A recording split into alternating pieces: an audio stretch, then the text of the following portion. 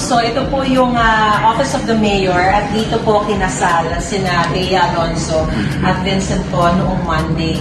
Napaka-intimate po ng kanilang wedding at makikita natin dito lamang po sa maliit na kwarto ng alkalde. Ginanap po ang seremonya. Of course, dito po na po si Mayor Inay at dito po yung mag-asawa. At sa isa pong punto raw ng kasal ay hindi pa dala-dala ni Bea yung kanyang bouquet habang isinasagwa yung seremonya. At naiwan lamang ito sa mesa, kaya nag-take two pa raw ng kanilang ceremony para sa pangalawang pagkakataon, hawak-hawak na niya yung kanyang bouquet.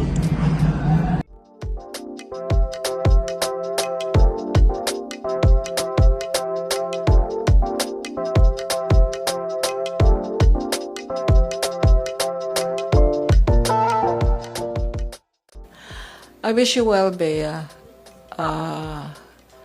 People are asking, did I make the prenuptial agreement? Actually, I wish I did.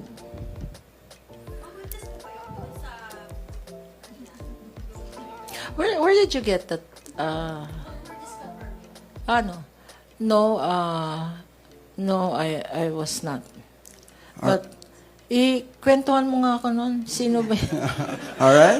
Sana yun na lang ang prinesco natin dito. Alright, on that note, pwede kayo magkwentuhan later, but... A prenup?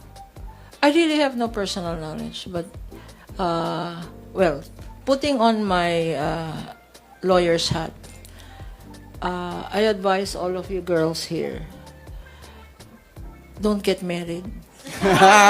Alright, on that note, thank you, Attorney, for giving us clarity on these issues. Salamat din sa inyong lahat. Usapan po ng buong bayan.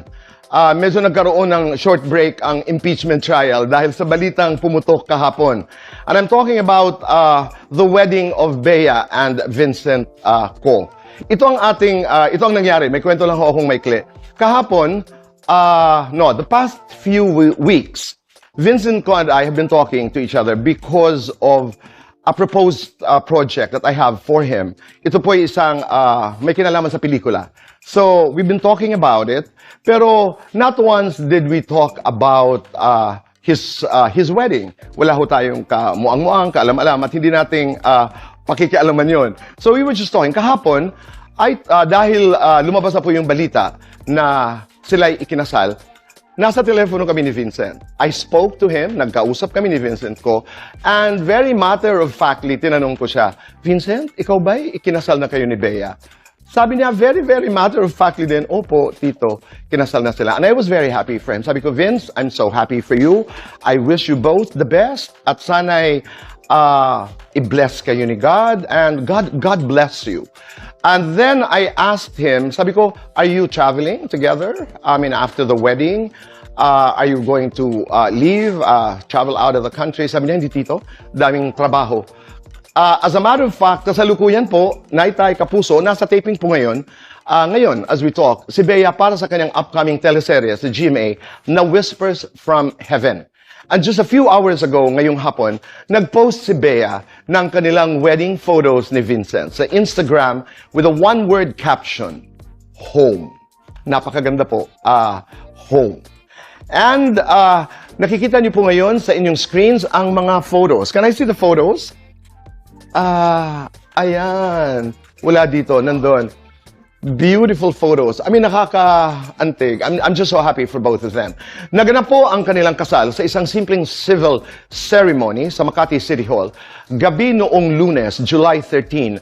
And it was officiated by Makati Mayor Nancy Binay. Unang kinumpirma ni Mayor Nancy ang balitang ito kahapon sa magkasunod na social media posts, kalakip ang selfie nila ni Bea at litrato ni Bea at Vincent na magkayakap. Nakakatuwa kasi ang daming haka-haka kahapon, kung naalala niyo po, totoo ba? Ikinasal na ba? And then we saw the posts. Ito po yun. I'm talking about this. Ay, totoo na. And then yung magkayakap. Happy moment. Maraming salamat, Mayor Nancy, sa iyong mga posts. Because that actually confirmed Yung talagang wala nang kaduda-duda na ikinasal na nga si Vincent at saka si Bea. Kasunod nito, naglabas din ng statement ang abogado ni Bea na si Joey Garcia para kumpirmahin ang kanilang kasal. In the same statement, pinabulaanan ni Atty. Garcia ang mga balitang nagkaroon di umano ng, I quote, dispute, hesitation, or unresolved issue. End of quote. Sina Bea at Vincent kaugnay sa prenuptial agreement. Nilinaw niyang malaya at voluntaryong pumirma ng prenup agreement ang dalawa at walang anumang legal na hadlang sa pag-e-execute nito. Nakausap rin natin ang ilang sources na malapit kina Bea at Vincent at ayon sa kanila, pirmado na nila ang prenup agreement bago pa ang kanilang nakatakdang kasal sa Spain last May. Matatanda ang umugong ang balita na nakansela di umano ang kanilang kasal noong Mayo at iba't ibang mga haka-haka ang lumabas kaugnay dito. Pero sa kabila ng ingay, nanatiling tikom ang bibig ni na Vincent at Bea. And we will only get to the bottom of the truth kapag sila na mismo ang ating makakausap. Lalo na kung dito po sa Fast Talk with Boy Abunda. Nangangarap lamang po. But whatever happened leading up to the wedding last Monday, isang bagay ang malinaw. Ngayon, in the end, they chose each other. After all, their story is not exactly a whirlwind romance. As others have speculated, ayon sa aking sources, matagal nang magkakilala ang dalawa. In fact, nanligaw na raw. This one I have no personal knowledge. Nanligaw na raw noon pa si Vincent kay Bea, pero hindi lamang ito tumawid sa relasyon. Until fate brought them together again. And now, they are finally married. Kumbaga, sa hinaba-haba mo po ng prosesyon, sa simbahan din ang tuloy. Or in this case, sa opisina po ni Mayor Nancy Binay. Congratulations, Bea and Vincent. Ako'y napakasaya. I'm very happy for the both of you. And again, God bless you. And katulad ng aking mensahe, I texted just a while ago, Bea, and I said, all the best in love and life.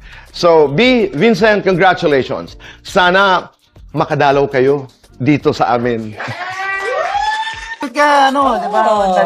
Si Bea is one of my very, very good best friends. So, dalawa yan sila actually. Si Bea at si Angel. Happy ba? Happy? I'm very happy all for them, around. Mama. Alam mo, nakita ko yung mga ngiti nila and I'm so, you can only pray that from this day on, they get to live their lives in the most beautiful way. Kasi always for me, birth of a child, the wedding, are always the beginning of a journey that you will be spending with somebody else. Kasi yung naman, self-discovery mo, nangyayari yan over time. And si Bea naman at si Vincent ay matagal na rin naman sila. Oo. And I've seen them together. Oo, parang from the start nakita mo. And so they, in love. parang isa sila sa mga unang bumisita doon sa bahay ninyo. Yes, diba? that's right. Lunok na. Ay, kami namang magkaibigan, yung dynamics namin, very cool ha. Always remember, nagsastart si Bea at ako, magkaibigan na kami. Hindi lang to 10 years ma.